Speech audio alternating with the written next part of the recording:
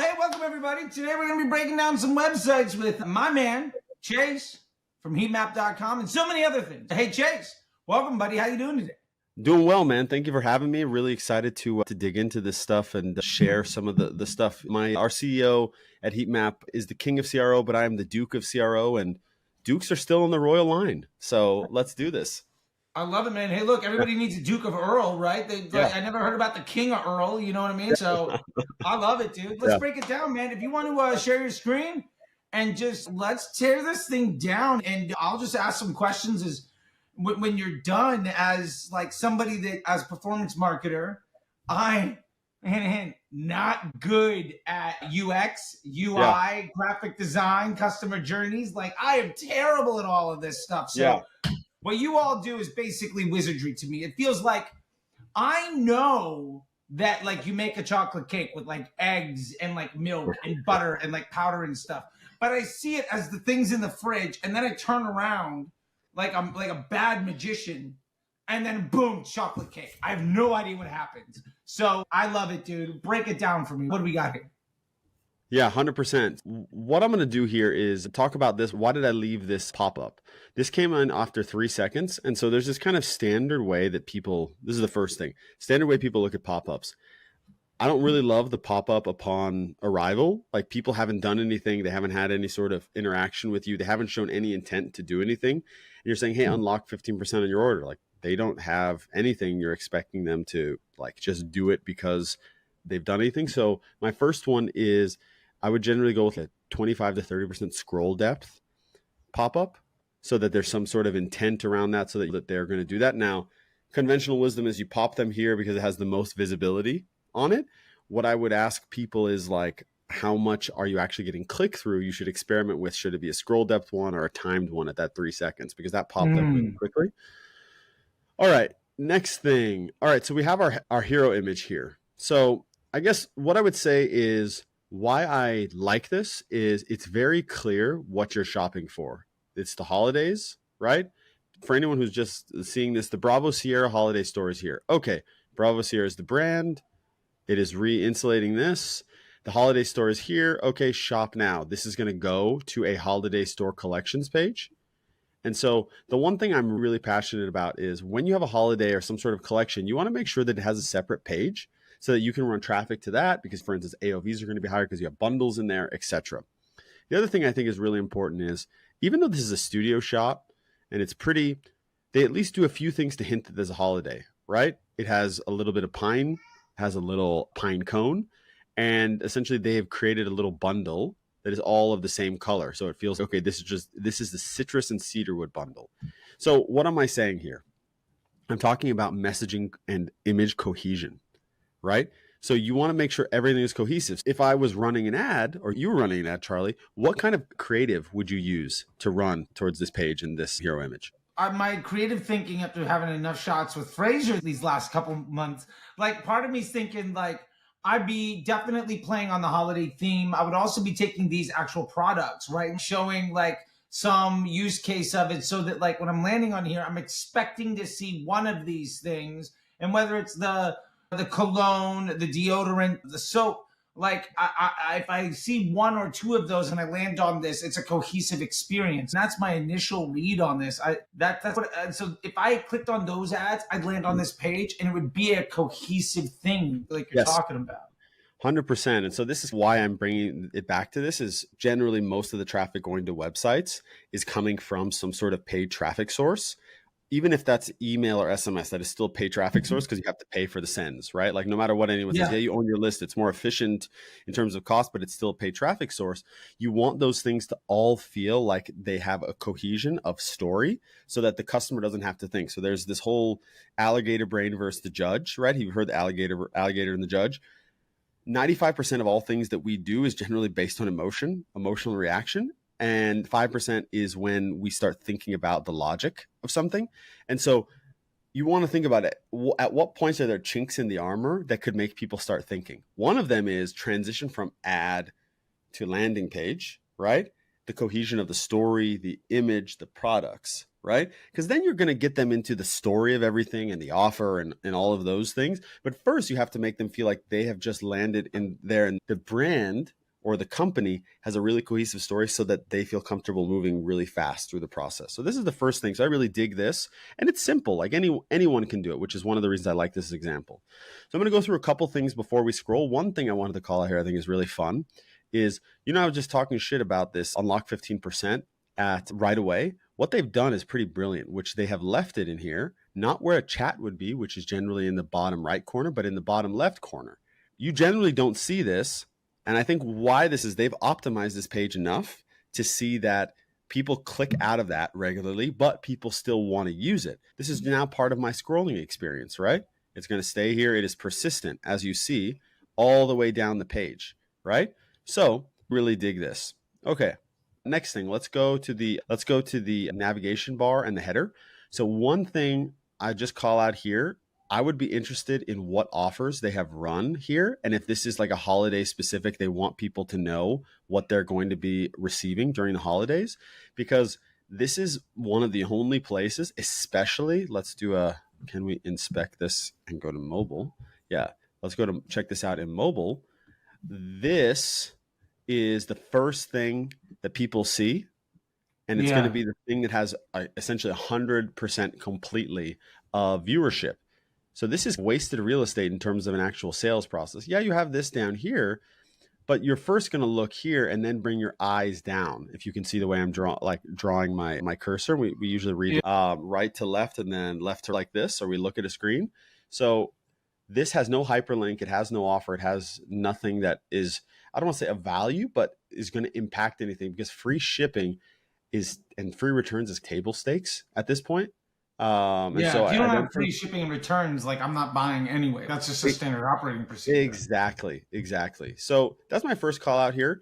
I think one thing you'll see, so we'll click shop all. So they have shop all body, face, shave, hair, cologne. So what I think is really fascinating about this is they've gone here with products, and they've gone here with like body parts and use cases, right? And so I think this is really fascinating, because they've found that this is a quick way. And again, I'm making a lot of inferences right now, but this is a quick way for people to get to deodorant, because this is their hero product. By the way, I shop with Bravo Sierra, so I know that this is their hero product, but also they have a bunch of stuff for the body. They have a bunch of stuff for shaving, for hair. So they're essentially allowing you to understand what the use cases are. It's interesting that they don't do smell here, because cologne. Anyway. So yeah, it would match with that. Like, you see what I'm saying here. And then they've added this holiday store, which is what was here in the shop now button as well, just to keep the ability to have two places for people to interact with this. So that's the first part before we scroll down past this above the fold section. What I would say big time is this. They have a search nav here, making sure people know that they can search for things. They should change this to something that's hyperlinked. I would even make it the holiday store, to be honest with you. Link it to the holiday store. So you have 3 different places here that are giving people access to the holiday store to hit this, which is the offer they want you to do. $65 for a 6-pack, right? They want you to, this is their gifting bundle that they want you to buy. Make it as easy as possible to have it in 3 places that everyone will see right when they drop into this page. Really like this. Love that they've done this. I'm a big proponent of focusing on use cases rather than just products, because you want to sit in your customer's shoes. That's a big one there. And then have real clarity in your image, especially when you're running paid traffic to it. You want to have clarity in your image and your copy. So they're focusing on the holiday store. And it's interesting. I almost would say holiday store, like, what is the bundle? Like, what is the product that they're actually trying to sell the most? Is it just this bundle of these 3 things? Again, I don't know specifically, but they'll have an understanding of that, and they'll be able to test different images. What do you think of that? How do you think of that? Does that help you whatsoever? Because I'm going to scroll down this page a little bit, and then we can talk about it before we can talk a little bit more about how this is. The one question I have here that you mentioned, actually, just 2 things real quick. First off, just so that I understand this hero image, part of the value of it is the extreme heavy contrast. And it is a product shot, but the white text over the black background seems extraordinarily intentional, because I don't have to read it. I saw the ad. I know what to expect. I'm going to see this. and subconsciously acknowledge that exists. And immediately I'm drawn to the right-hand side, product stuff, or I'm scrolling right away. But like that contrast is real important. I think as somebody that's building a site, the action item here, or the interesting part here that I'm curious about is the nav at the top. We have the who we are, we have the rewards, we have the login, the shop all deodorant, cleanser, and holiday store. Is like that too many buttons? Is that too few buttons? Is there an optimal piece here? Because it feels like what I'm getting is they have 2 hero products and an offer, or you can shop. They have 2 hero products, or like this holiday bundle. And anything else they give me, they are devaluing the rest of the catalog, but also that means that I'm not getting decision fatigue. Does that make sense? At least that's what I'm thinking about. 100%. I think it's really balancing and understanding your customer. Like a lot of CRO in my rank move up the royal line has been a lot about understanding customers. And so there's a lot of data that goes into that. So quant that goes into that. There's a lot of qualitative feedback, i.e. reading reviews, having customer interviews, doing like sending out surveys, whether there's no commerce or you send them a Google or a Typeform. What I would suspect is they have run a bunch of cohort analyses around what are their best repeat purchase products versus one-off purchases. And deodorant and solid cleanser are those things. And so they want to have as much visibility towards that on the homepage. And they know that they can be an entree into cross-selling and upselling on other things, but the reverse is not true. And so they have all of the other products. Yeah, we have them. We know that they can increase AOV, but they don't have a branching factor like the other ones have. And they don't have as quick of a repeat rate because they're not as quickly replenishable. So it's essentially like a cash turnover game, which is we can get a higher AOV that we can build into because we know this product is an entree into this product, but we know that a customer is going to replenish this product on a monthly or bi-monthly basis so that we can forecast in a really meaningful way what the purchase cycles and LTV on a 12-month are going to be from every single customer we acquire. That would be my hypothesis around why it's done this way. And I don't think it's too much. I think if you take holiday store out, it's 3 things. And 4th, it's still not too much decision fatigue because it's okay. I just want to check all the products. Okay, do I just want deodorant, solid cleanser, or do I want to check out their offer? And I'm sure they're running traffic. We could go into their ad library and check this out, but I'm sure they're running traffic directly to their holiday store as well. Yeah, it's a really great question. Navigation is such an interesting one. If I had this plugged into heatmap.com, what I would do is I would just look at this and say, what has the highest revenue per session? And obviously like the cart and when you're in mobile, the navigation for this has the most.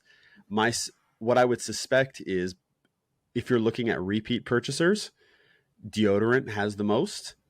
And if you're looking at first-time users, it's probably going to be Shop All. But if you look here, even in Shop All, they have interesting. They have body. So let's go into body just for a second, just for shits and giggles. So this is super interesting. They have all these bundles, and then they have this. It's cheaper. That's why they're doing it $14.50 versus $27. They're trying to sell you the bundles. But it's interesting that the antibacterial wipes are the first thing there. There has to be some sort of information because this is not how I would think this collections page would be set up, or this category page would be set up. So how we would do it at heatmap.com is you just measure all of these tombstones to see what has the highest revenue per session. Which is essentially just revenue divided by total revenue, or revenue on element, divided by total sessions. So let's just say it was $1,000 on this one divided by 1,000 sessions, it'd be like $1 a session kind of thing. So we're trying to essentially just order them by what gets the most revenue per session. So it'd be interesting to see what the actual data behind this is, but I would focus on hero products. So let's just go in here. Now we're going down the path. So they're trying to get you into a toiletry bag. Interesting. Versus saying, hey, so what I would be interested in is I just clicked this one, right? Why in the upsell was it not, hey, for an extra $12 you can get or $13 you can get these 2 things included, just make the bundle. That would be my entry point into the entire thing, but I could be wrong. So the things I like about that site is very clear what they're trying to accomplish. They want you to shop in the holiday store, which has bundles that are very good for them at this time of year. You understand what they do, what they sell, etc. They've given you a couple points to interact with that. I really like their navigation bar where they're focused on like the use cases around their products rather than just, hey, here is deodorant. For instance, what I would like them to do is in their announcement bar, I would like them to have something hyperlinked and actually just focus on the holiday bundle, because free shipping is table stakes. I think that Yeah, doesn't move the needle like it did 10 years ago, 5 years ago. sure. It's just table stakes because of Amazon Prime. And yeah, that's what I would do. So TLDR, make sure your a message for your copy in your headline plus your hero image are very concise. I really like you called out the white text on a dark background. Hexclad does a really great job of this as well. And I would just make sure that if you're going for holiday bundles, you make sure that you have a couple different touch points within that first place where people are going to get 100% of viewership before they start scrolling. And then I wouldn't have a pop-up after 3 seconds, but I do the fact that they had it persistently sitting there. So when their people are ready, the offer is ready for them as well. Yeah, I love all that. I had one question. That's something that jumped out at me, and I'd love to Yeah. get your feedback on it, and then we can take us from here. It's just I didn't see like a feedback or like reviews or like anything that said like how do other people respond to this. That wasn't apparent in the site, and I'm wondering. I see plenty of sites that don't say that. They might say like 10,000 5-star reviews, or they have nothing. And my point to that is, at what point do you think we need them? And is it necessarily like decisions made where they just don't have them? Or is that, I'll put that on the actual product page, but I don't want that to cloud the scrolling through the website type stuff?